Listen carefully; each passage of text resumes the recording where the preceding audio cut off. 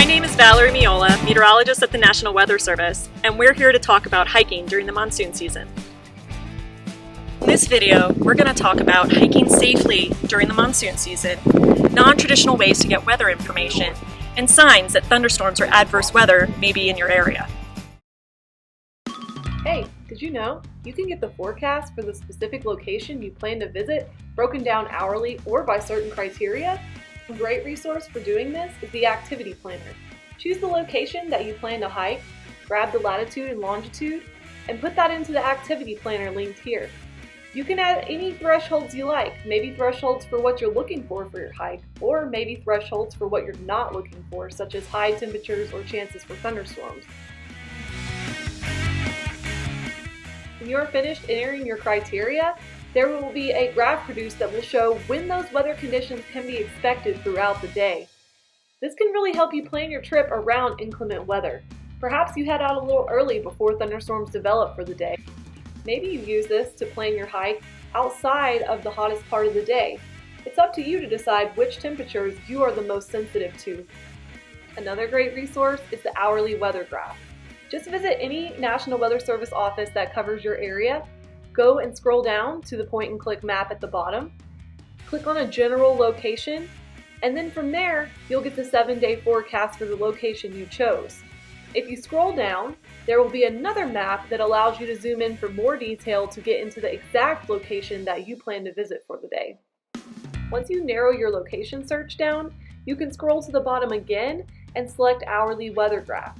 This will produce a graph of the expected weather through the day in hourly increments. Another great tool to help plan so that you can avoid times of day where there are chances for thunderstorms, or maybe when the temperatures are warmer than you are comfortable hiking in. Hi, my name is meteorologist Emily Thornton, and I'm here today at Petrified Forest National Park, and I am with Ranger Hallie Larson, and she's going to tell us a little bit about what services are available to receive weather information in the park. Should you come, maybe you forget to check the forecast, or maybe things are changing rapidly while you're here. She's going to give us an idea of what kind of information you can get while you're here in the park. So Hallie, what can visitors expect? Always go to a visitor center. I mean, that's where rangers are or other partners that we have, like the museum associates. So you can come in. We have handouts that will say there is lightning danger, and we will post those on walls and on our dry erase boards. You can also check our website. We do have alerts there that we can put on at a moment's notice. We also have the MPS app, which mirrors the website. Of course, we also have our social sites where you can even ask questions too. But live rangers in the visitor center, we have the museum here at the south end. We also have the visitor center at the north end. Awesome, thank you so much, Hallie. So there are all kinds of resources that you can utilize, even resources at the locations you're visiting. Sometimes you just plain forget to check the forecast and find yourself out in a remote location without cell service or a way to get that information. Let's talk about some visual clues that you can use to let you know that things are changing or you might need to reevaluate your plans. The first visual clue we'll talk about is towering cumulus clouds. Towering cumulus clouds are a good indication that thunderstorms are developing for the day. When you start to see towering cumulus clouds, it's time to reevaluate your plan for the day. What will you do if you're caught out in a thunderstorm? Is there an area where you feel like you can shelter safely with a roof and 4 walls safe from lightning? Or maybe it's just time to head back to the car for the day. Another thing to keep an eye out for is visual clue number 2, distant rain or blowing dust. If you can see off into the distance and see heavy rain ongoing, or see areas of blowing dust, you may soon experience flash flooding or maybe even severe wind. Did you know that flash flooding can move well downstream of where the heavy rain is occurring? Did you also know that if you can hear thunder, you're close enough to be struck by lightning, even if a thunderstorm is not ongoing right where you are? These are all very good reasons why you should stop what you're doing, make sure you have adequate cell service to get warnings, or a secondary way to receive warnings, and to check the forecast again.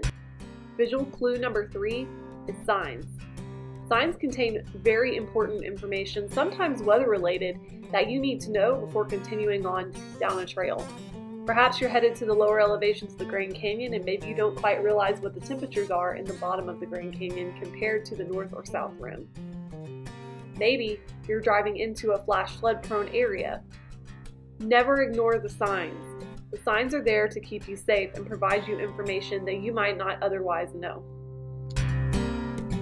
Another sneaky element of hiking during monsoon season is heat.